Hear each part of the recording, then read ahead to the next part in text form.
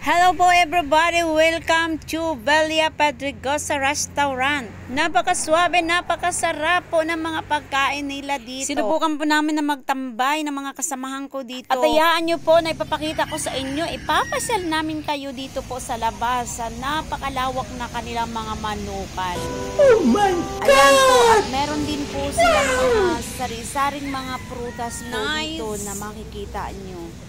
Ganyan po kalawak ang kanilang mga manok. At sa totoo lang talaga, ngayon lang po ako talaga nakakita ng papaya na hilaw pa pero dilaw na. Ayan mga guys, tuwang-tuwa kami ng kasama ko.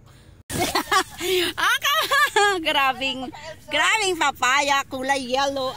Damdamo. At dito na po nag-uumpisa ang pag-ikot namin dito sa mga manukan ng mga Velia Pet.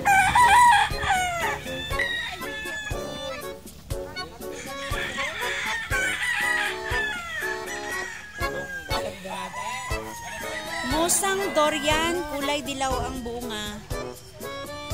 At itong kahabaan ng bako na ito, makikita mo yung kanilang puno ng grapes. This is a grape.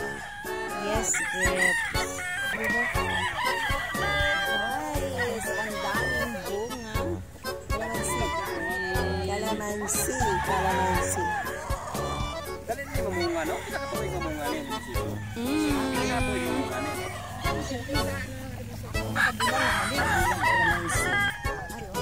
Guys, ganito daw mag-harvest ng kalamansi. Baliin ang dito, tapos baliin ulit ang dito. Yan. Yan, baliin. Tapos bali ulit sa kabila. Oh, nakadalawa na ako. Ito dito. Baliin dito. Tapos baliin ulit. Ayan. Nakatatlo na.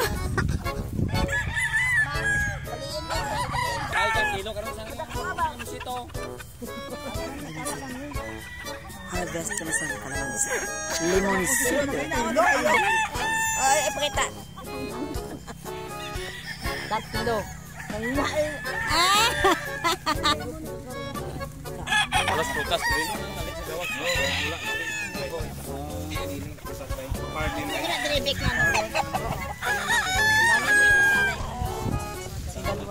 At nakapag-decide na rin ang grupo na bumalik na sa Velia Pet Restaurant.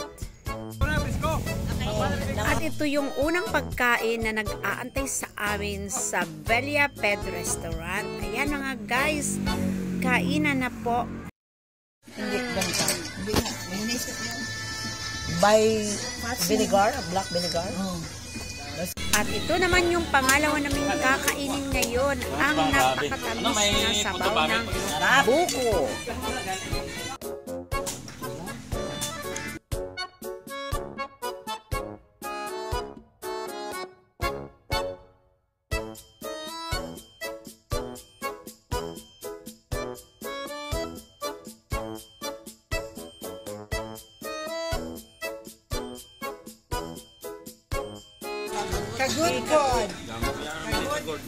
Kagod. Hindi na picture.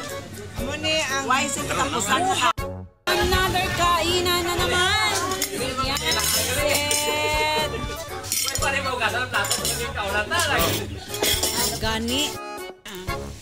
Hi, kain again. O diba, kita sa bidensya.